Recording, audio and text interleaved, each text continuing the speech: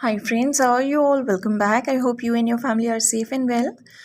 Friends, कल मुझे मेरे चैनल पर एक सब्सक्राइबर ने कमेंट किया कि मैम अब मटेरियलिस्टिक चीज़ों से दिल हटने लगा है, अब बस ईश्वर और स्पिरिचुअलिटी को जानने की इच्छा है और ब्रह्मांड का प्रोसेस क्या होता है और इसमें हमारा रोल क्या है ये जानने की इच्छा है। तो बहुत इम्पॉर्टेंट था कि उनका जो नॉलेज है इस बारे में उनको दी जाए, क्योंकि उनको बहुत ज़्यादा क्यूरियोसिटी थी to know the source, the process and his role in it. तो today I will be talking about this topic only. So let's take an example. मैं फ़ोन का एग्जाम्पल लूँगी क्योंकि ये एक ऐसी चीज़ है जो 24/7 हम लोगों के हाथों में रहती है, तो every time we feel the need to use it. So let's say कि मैं अपना फ़ोन ऑपरेट करती हूँ और मेरे फ़ोन में बहुत सारी ऐप्स भी हैं। अब मैं कुछ और ऐप्स जो हैं अपने फ़ोन में डाउनलोड करती हूँ and I keep on operating my phone, ठीक है। तो that is according to my need, my utility and anything. अब मेरे फ़ोन के भी कुछ सर्टेन स्टैंडर्ड्स हैं और उन्हीं स्टैंडर्ड्स के अकॉर्डिंग जो ऐप्स हैं मैं उनको डाउनलोड कर सकती हूँ अपने फ़ोन में। अदरवाइज़ ये जो ऐप्स हैं ये डिलीट हो जाएंगी फ़ोन में या डाउनलोड नहीं हो पाएंगी। अब टाइम टू टाइम मुझे अपनी जो ऐप्स हैं उनको अपग्रेड भी करना पड़ता है, बिकॉज़ बेटर फंक्शनिंग मुझे इन ऐप्स में चाहिए। अदरवाइज़ ये मुझे पुराने फ़ीचर्स ही शो करती रहेंगी और कुछ भी नए फ़ीचर्स मुझे इसमें नहीं मिलेंगे और मुझे जो भी आउटकम चाहिए या मेरी जो भी यूटिलिटी है इन ऐप्स से वो फुलफ़िल नहीं हो पाएगी। So in order to make the best outcome of it या best utility out of it, I have to update और upgrade the apps in my phone. और तब मुझे कुछ न्यू चेंजेस या कुछ न्यू फीचर्स इन ऐप्स में मिलते हैं, जिससे कि मैं अपना वर्क जो है वो बेटर वे में कर सकती हूँ। अब कभी कभी ऐसा होता है कि हम कुछ पुराने ऐप्स अनइंस्टॉल या डिलीट भी कर देते हैं और कुछ न्यू ऐप्स डाउनलोड भी कर लेते हैं फ़ोन में, just for the sake of better results या बेटर यूटिलिटी। अब एक दिन जब मैं अपनी लाइफ पूरी तरह से इसी तरह से कुछ अपना काम इन्हीं ऐप्स के ज़रिए मेरे फ़ोन के ज़रिए कुछ वंडरफुल क्रिएट करते हुए जब मैं अपनी लाइफ पूरी बिता लेती हूँ अच्छे से, आई स्टार्ट रियलाइजिंग कि आई एम ग्रोइंग ओल्ड। अब जो मेरा टाइम है डिसोल्यूशन का वो पास आ रहा है। तो मैं अपने बेटे को बुलाती हूँ और मैं उसको कहती हूँ कि मेरा ये जो फ़ोन है इसको ऑपरेट करना स्टार्ट कर दो और जो भी मेरा काम है इस पे, जो भी मैं क्रिएट कर रही थी इस पे, जो कुछ भी मैं कर रही थी उसको कंटिन्यू करो। वो मेरी बात मान लेता है एंड कंटिन्यूज माय वर्क। और अलॉन्ग विद माय ऐप्स वो कुछ नई ऐप्स भी उसमें और डाउनलोड कर लेता है, कुछ नई ऐप्स खुद से भी क्रिएट कर लेता है विद बेटर फीचर्स, और वो उस फ़ोन को ऑपरेट करना स्टार्ट कर देता है। बट अब वो मेरा बेटा है तो उसमें कुछ मेरी वैल्यूज़ भी हैं, उसके डीएनए में कुछ मेरी हैबिट्स भी हैं, कुछ सिमिलर थॉट पैटर्न्स भी हैं उसके मेरे जैसे। तो वो मेरी जो गाइडलाइंस हैं उनको एक स्टैंडर्ड बनाकर मेरे वर्क पैटर्न को फॉलो करते हुए वो न्यू ऐप्स एंड जो कुछ ओल्ड ऐप्स हैं उनको चलाता रहता है, उनको यूटिलाइज़ करता रहता है और उनकी हेल्प से कुछ अच्छा वंडरफुल क्रिएट करता रहता है। तो मैं बेशक फिज़िकली प्रेजेंट नहीं हूँ, लेकिन इनर्जेटिकली मैं उसकी मेमोरी में कहीं ना कहीं हूँ, जिसका रिफ्लेक्शन उसके वर्क में, उसके थॉट पैटर्न में आ रहा है, राइट। तो इस तरह से हम जब नहीं भी होते तो इनर्जेटिकली हम हमेशा अपनी क्रिएशंस और अपनी जनरेशन्स में प्रेजेंट रहते हैं। लेकिन सिर्फ उस प्रेजेंस के ज़रिए हम लाइफ में आगे नहीं बढ़ सकते। वो लेगेसी हम साथ में लेकर चलते हैं, बट हमें हमेशा कुछ ना कुछ न्यू क्रिएट करना पड़ता है सरवाइव करने के लिए या अपनी जो पहचान है उसको बनाने के लिए या उसको आगे बढ़ाने के लिए। तो जो मेरा बेटा है वो कुछ न्यू ऐप्स क्रिएट करता है, बिकॉज़ उसको ये रियलाइज़ होता है कि आगे बढ़ने के लिए कुछ नई क्रिएशंस को फिज़िकल रियलिटी में लाना बहुत इम्पॉर्टेंट है। वो ये भी जानता है कि जो हमारी सेल प्रोडक्शन होती है बॉडी की, वो टाइम के साथ साथ कम होती जाती है, और एक टाइम आता है जब हमारी जो सेल प्रोडक्शन होती है वो सेल डिसोल्यूशन से कम हो जाती है। यानी कि जितने सेल हमारी बॉडी में प्रोड्यूस नहीं होते, उससे ज़्यादा सेल्स हमारी बॉडी में डिसॉल्व होते चले जाते हैं। तो इस तरह से वी एज, इस तरह से हम बूढ़े होते हैं, we grow old like this. और साइंटिफिकली नहीं, बट एक्सेप्टेंस के तरीके से हम सभी जानते हैं कि this is a part of life. तो इस एज के आने के बहुत पहले ही we start creation, for example reproducing babies, so that जो हमारा काम है, फैमिली स्ट्रक्चर है, और जो हमारी लेगेसी है, वो उन जनरेशन्स के थ्रू आगे बढ़ती रहे। इवन हमारे ट्रेडिशंस और हमारी नॉलेज, हमारा विजडम भी आगे की जनरेशन्स तक पहुंचता रहे, हमेशा आगे बढ़ता रहे। सो मेरा बेटा जो है वो न्यू ऐप्स तो क्रिएट करता ही है, साथ में कुछ न्यू आइडियाज़ भी उनमें इंट्रोड्यूस कर देता है, और साथ में वो मेरी लेगेसी भी, मेरा विजडम भी साथ में कंटिन्यू करता हुआ चलता है।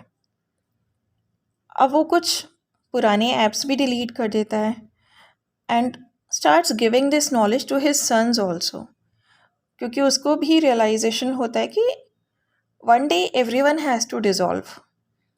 ठीक है, तो उसके जो बेटे हैं, अब वो भी अपने पिता के फुटस्टेप्स फॉलो करने लगते हैं and they start creating new apps. ठीक है, वो न्यू ऐप्स की क्रिएशन स्टार्ट कर देते हैं और न्यू आइडियाज़ इंट्रोड्यूस करना स्टार्ट कर देते हैं, और कुछ पुराना जो एंसेस्टर्स का, पुरखों का विजडम है, लीगेसी है, वो भी साथ में लेकर चलते जाते हैं, वो भी उसको भी इंक्लूड करते जाते हैं अपने काम में। Because that intelligence, that wisdom, that behavioural pattern is in the memory of their DNA। वो भी अपनी क्रिएट की हुई ऐप्स को और सभी ऐप्स को टाइम टू टाइम अपडेट और अपग्रेड करते हुए चलते हैं। बिल्कुल इसी तरह से कॉस्मॉस का निर्माण होता है। ये जो ऐप्स हैं, ये अलग अलग यूनिवर्सेस हैं, और ये जो अलग अलग दुनिया है, अलग अलग प्लैनेट्स में अलग अलग दुनिया है, ये ऐप्स में जो अलग अलग सेगमेंट्स होती हैं ना, उसकी तरह है।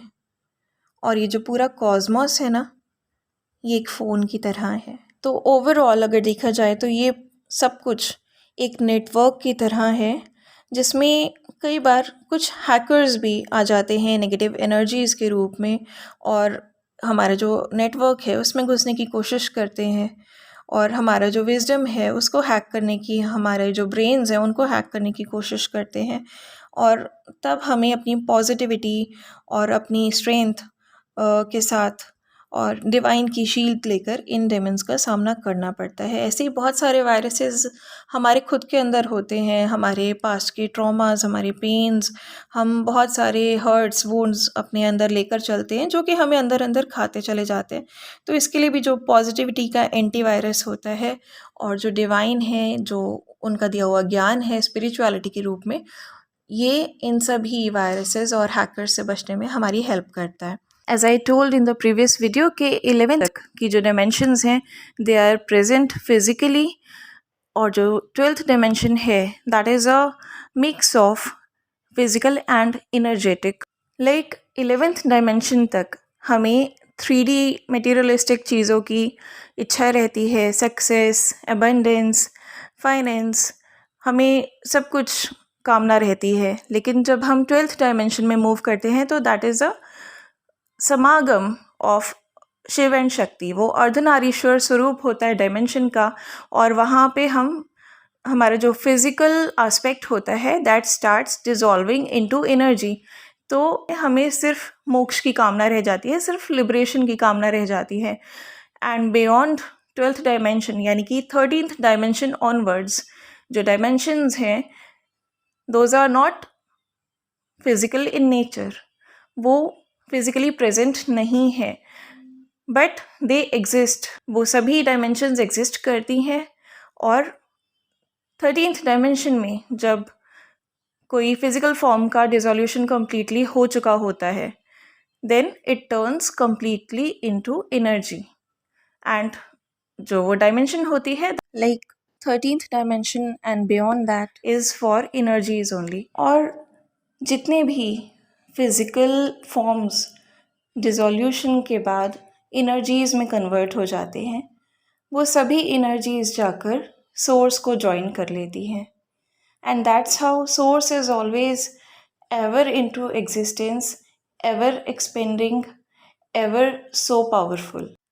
So even when something is no more a physical aspect, when something is dissolved into a non-physical nature, even then those people or those things are energetically present in the form of memory, and this memory is a part of DNA.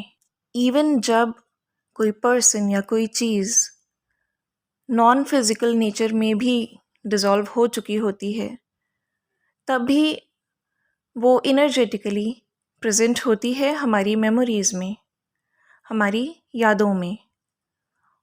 और ये जो उनकी याद है वो एक हिस्सा होती है डीएनए का। और ये डीएनए जो है ये आगे पास ऑन होता जाता है जनरेशन्स टू जनरेशन्स। और इसी तरह से जो हमारे एंसेस्टर्स हैं या कुछ चीज़ें हैं या कुछ लोग हैं, उनका जो बिहेवियरल पैटर्न है या थॉट पैटर्न है या स्ट्रक्चर है, something is always resembled to the future generations. So it is said कि अभी तक 83 यूनिवर्सेस जो हैं वो क्रिएट किए जा चुके हैं और 84th यूनिवर्स जो है वो अंडर कंस्ट्रक्शन है, वो अभी क्रिएट किया जा रहा है। और इनमें से ऑलमोस्ट 60 यूनिवर्सेस जो हैं वो ऑलरेडी डिज़ोल्व हो चुके हैं, क्योंकि वो पुराने हो चुके थे और उनमें से कुछ भी न्यू आउटपुट्स जो हैं वो नहीं मिल पा रहे थे। जबकि अराउंड 20 यूनिवर्सेस जो हैं वो करेंटली फंक्शनिंग में हैं। उनके जो प्लैनेट्स हैं वो भी टाइम टू टाइम अपग्रेड किए जाते हैं, एसेंशन किया जाता है वहाँ पर, in order to achieve some new and better output. अब क्योंकि जो ओल्ड मेमोरी है वो रिस्टोर्ड होती है इन सभी न्यू क्रिएशंस के डीएनए में, तो लॉज और कुछ फिनोमिनाज जो हैं न्यू प्लैनेट्स की भी अपने ओल्ड प्लैनेट्स की तरह ही रहते हैं, न्यू क्रिएशंस के भी अपनी ओल्ड क्रिएशंस की तरह ही रहते हैं। लाइक स्ट्रक्चर को आप देख लीजिए, या there can be a lot of things, but कुछ न्यू क्रिएट करना, कुछ न्यू, कुछ बेटर आउटपुट देना इज़ ऑलवेज अ टारगेट। तो अब ये बिल्कुल क्लियर है कि हमें लाइफ में 2 चॉइसेस दी जाती हैं। First is to create something new, यानी कि कुछ नया और कुछ बेहतर क्रिएट करना, कुछ बेटर रिजल्ट्स देना, जो भी हमारा करंट स्टेट ऑफ बीइंग है उससे ऊपर उठकर कुछ और बेहतर बनाना, जिससे कि सभी का कुछ भला हो सके, पूरे प्लैनेट का, पूरे यूनिवर्स का, एंड एनर्जेटिकली पूरे कॉस्मोस का कुछ अच्छा हो सके। और सेकंड चॉइस ये है कि हम सेम साइकिल में घूमते जा रहे हैं, उसी समय चक्र में घूमते जा रहे हैं, सेम पैटर्न्स, सेम गलतियाँ रिपीट करते जा रहे हैं, लेकिन उनसे ऊपर नहीं उठ रहे, उनसे कुछ सीख नहीं रहे हैं, बल्कि हम जो रिज़ल्ट दे रहे हैं वो वर्स्ट से वर्स्ट होता जा रहा है। और हम आगे भी कुछ नया करने की इंटेंशन नहीं रखते हैं, क्योंकि हम अपनी साइकिल्स से, अपनी जो हमें सिखाती है लाइफ, उससे कुछ नया नहीं सीखना चाहते, उससे ऊपर उठकर कुछ नया नहीं क्रिएट करना चाहते। So let's know the consequences. अगर हम फर्स्ट ऑप्शन चूज़ करते हैं and we rise from our drawbacks, और जो भी हमारे ट्रॉमास हैं या वीकनेसेस हैं इनसे ऊपर उठ जाते हैं, हम अपनी लर्निंग्स को यूज़ करते हैं, जो भी हमें लाइफ ने सिखाया, हमारे एक्सपीरियंसेस हैं, उसके पेन को कैरी ना करके हम उसकी लर्निंग्स को, उसके सबक को, उसके लेसन्स को यूज़ करते हैं लाइफ में, कुछ नया क्रिएट करते हैं, कुछ स्ट्रॉन्ग और बहुत ही बेनिफिशियल क्रिएट करते हैं हम, जिससे कि पूरी दुनिया की, पूरी यूनिवर्स की जो वाइब्रेशंस है वो हाई होने वाली है, सबका भला होने वाला है, ह्यूमैनिटी का अच्छा होने वाला है, सभी तरह से कुछ न्यू एनर्जी क्रिएट होने वाली है, एसेंडेड एनर्जी क्रिएट होने वाली है, then we are rewarded for it.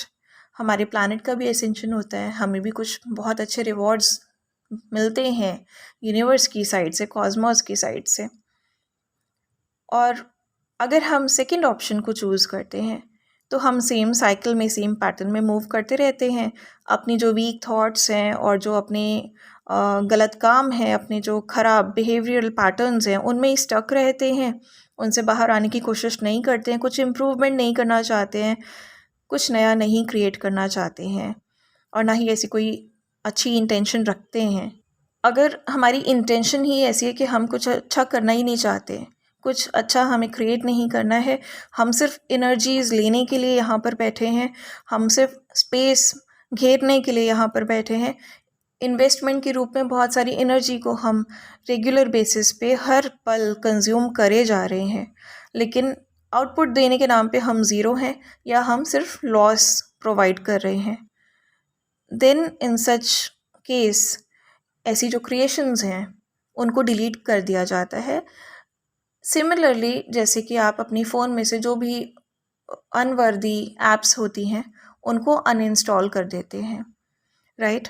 तो it works in the same way. Therefore we all need to support upgradation and ascension of our planet. हम सभी को अपना सपोर्ट देना चाहिए पूरी तरह से प्लानट के एसेंशन में, और हमें सपोर्ट करना चाहिए एक जो गोल्डन एरा की संस्थापना होने वाली है उसमें हम अपना बड़े से बड़ा योगदान दे सकें। कुछ ऐसा हमें क्रिएशन करना चाहिए, choosing the first option, so that कि कुछ बेटर ह्यूमंस और कुछ बेटर लिविंग बीइंग्स जो हैं वो क्रिएट हो सके हमारे अपलिफ्टेड और रिफाइंड डीएनए के साथ। ऐसा कहा जाता है कि गोल्डन एरा में फेकनेस, डुअलिटी, नेगेटिविटी जैसे कोई भी ट्रेट्स नहीं होंगे। जो बेसिक लिविंग पैटर्न होगा ह्यूमन बीइंग का और लिविंग बीइंग्स का, that will be just soul satisfaction. उस युग के लोग और सभी प्राणी, इस एरा के लोग और सभी लिविंग बीइंग्स से ज़्यादा स्ट्रॉन्ग होंगे, ज़्यादा अवेकन्ड होंगे, ज़्यादा प्योर होंगे और ज़्यादा इंटेलिजेंट होंगे। तो जिस तरह से कि कुछ पुरानी लीगेसीज़ हमारे साथ चली आती हैं, हमारे पास्ट बर्ड्स की, हमारे एंसेस्टर्स की, हमारी फर्स्ट क्रिएशंस की, तो कुछ ऐसे ट्रॉमास, कुछ ऐसे पेन्स, कुछ ऐसी नेगेटिविटीज़ भी हमारे अंदर, हमारे बिहेवियर में सदा रिफ्लेक्ट करती रहती हैं, और वो हम में नेगेटिविटी भी क्रिएट करती हैं, कुछ डिजीज़ेस भी क्रिएट करती हैं, बहुत सारी अपॉर्चुनिटीज़ भी हमसे जो हैं वो छीन लेती हैं। तो हमें हमेशा इनसे ऊपर उठना चाहिए। जो भी पास्ट के एक्सपीरियंसेस हैं उनसे हमें पेन नहीं बल्कि एक्सपीरियंस लेकर, लेसन लेकर, लर्निंग्स लेकर लाइफ में आगे सक्सेस अचीव करना होता है। That is our target. And just don't blame कि जो ओल्ड मेमोरी है वो आपके अंदर स्पेस ले रही है और आप उससे ऊपर नहीं उठ पा रहे, क्योंकि उससे ऊपर उठना आपका काम है। पूरी अंडरस्टैंडिंग रखना कि जो भी हुआ आपको कुछ सिखाने के लिए हुआ, जो भी आपके आगे एक्सपीरियंसेस आए आपको कुछ लर्निंग देने के लिए आए, ताकि आप लाइफ में आगे जो भी सिचुएशंस आएंगी उनको और मजबूती से हैंडल करो और सक्सेस अचीव कर सको, लोगों के आगे इंस्पिरेशन बन सको, लोगों के लिए एक गाइडेंस बन सको, लोगों को लीड कर सको, उनको गाइडलाइंस प्रोवाइड कर सको सक्सेस अचीव करने के लिए, कुछ नया क्रिएट करने के लिए, सबका कुछ अच्छा करने के लिए। जब आप इस तरह से जीते हैं तभी आप प्रूव कर पाते हैं कि आप इतने स्ट्रॉन्ग हैं कि आगे भी जो भी अपग्रेडेशंस होंगे, जो भी एसेंशंस होंगे हमारे अर्थ पर या हमारे प्लानट पर, हमारी लाइफ में भी, उन सब चीज़ों को हैंडल करने के लिए आप स्ट्रॉन्ग हैं। You can survive everything. Memory को ब्लेम करने से कुछ नहीं होगा। मेमोरी जो होती है हमारी डीएनए में, वो बहुत ही इम्पॉर्टेंट फैक्टर होती है एक्चुअली, बिकॉज जिस ह्यूमन स्ट्रक्चर में हम करेंटली हैं, इस ढांचे को बनाने के लिए भी हमारी जो डीएनए की मेमोरी है, दैट इज़ वेरी इम्पॉर्टेंट। जो भी हमारे स्किल्स हैं, हमारे अंदर बहुत सारी कला होती हैं, बहुत सारी अच्छी हैबिट्स भी होती हैं, बहुत सारे ट्रेड्स होते हैं हमारे अंदर। इन सब के लिए भी डीएनए की जो मेमोरी होती है दैट इज़ वेरी इंपॉर्टेंट, जिससे कि हम अपनी लेगेसीज़ को, फैमिली की, इंसेस्टर्स के बहुत सारे लेगेसीज़ को और अपनी स्किल्स को भी जनरेशन्स तक पहुंचा पाते हैं। जो भी हमारे सेल हैं बॉडी में, एक एक सेल जब हम माँ के गर्भ में ही होते हैं, ये जो सेल हैं हमारे डीएनए से ही इंफॉर्मेशन लेते हैं कि ये जो फॉर्मेशन अब करनी है हमें, इसे किस तरह से फॉर्म करें, ये स्ट्रक्चर कैसा होना चाहिए। एंड दैट्स वाई हमारा जो बॉडी स्ट्रक्चर होता है या कम्प्लेक्शन होता है या बनावट होती है हमारे डिफरेंट ऑर्गन्स की, या हमारी आइज़ होती हैं, आइज़ का कलर होता है, वेरियस ऑर्गन्स एंड फिज़िकल जो भी हमारा लुक्स होते हैं या थॉट पैटर्न्स होता है, बात करने का तरीका होता है, आवाज़ होती है, एंड नंबर ऑफ थिंग्स, ये मैच करते हैं हमारे एंसेस्टर्स से, हमारे पेरेंट्स से। इसके पीछे डीएनए की जो मेमोरी होती है वही काम कर रही होती है। And that's why our kids also resemble to us. तो ये सब इंफॉर्मेशन जो होती है वो हमारे डीएनए में होती है। डीएनए में इज़ लाइक अ चिप और मेमोरी कार्ड, और इस मेमोरी कार्ड में हमारे सोल के जो फर्स्ट बर्थ की इंफॉर्मेशन है, वहाँ से लेके हमारे आगे फ्यूचर बर्थ्स तक की इंफॉर्मेशंस होती हैं। दिस इज़ द रीज़न कि डीएनए जो है हमारी सारी इंफॉर्मेशन कैरी करता है, सो दैट हमें पता रहे कि कौन सी चीज़ें हमें एम्ब्रेस करनी है, इसमें से कौन सी चीज़ें हमें लेनी है और कौन सी चीज़ें हमें इसमें से रिजेक्ट करनी है, डिज़ोल्व कर देनी है, जो कि हमें सर्व नहीं कर रही, जो कि हमारे हाईएस्ट गुड के लिए सूटेबल नहीं है। And this is spirituality. Spirituality हमें यही सिखाती है कि जो भी मेमोरी है इसको आप बेस्ट यूज़ कीजिए, इसके द्वारा आप यूज़ मत हो जाइए। Thus, spirituality is an advanced science which teaches us to rise above from various weaknesses and to achieve something great. Spirituality हमें सिखाती है कि हमें बार बार उसी समय चक्र में, उन्हीं सेम साइकिल्स में घूमते नहीं रहना है, उन्हीं सेम गलतियों को रिपीट नहीं करते रहना है, उन्हीं सेम कर्मों को क्रिएट नहीं करते रहना है, बल्कि हमें उससे ऊपर उठना है, कुछ ऐसा क्रिएट करना है जिससे सबका भला हो सके, जिससे कि आपने जो एनर्जीज़ अभी तक पूरे कॉस्मोस से ली है आप उसको पे ऑफ कर सकें, आप इतनी स्ट्रेंथ में आ सकें कि आप खुद भी को क्रिएटर बन सकें, एक नई दुनिया के संस्थापक बन सके, एक नए युग के। नाउ आई होप कि अब आप सब ये जान पाए हैं कि स्पिरिचुअलिटी क्या है और डिवाइन का, ईश्वर का, पूरे ब्रह्मांड को, पूरे कॉस्मोस को चलाने का प्रोसेस क्या है, गोल्डन एरा क्या है और उसकी स्थापना कितनी ज़रूरी है, उसमें हमारा जो योगदान है, हमारा जो कंट्रीब्यूशन है एज अ लाइफ पर्पस, वो कितना ज़्यादा इम्पॉर्टेंट है। Thank you so much. Stay safe, happy, positive and blessed always.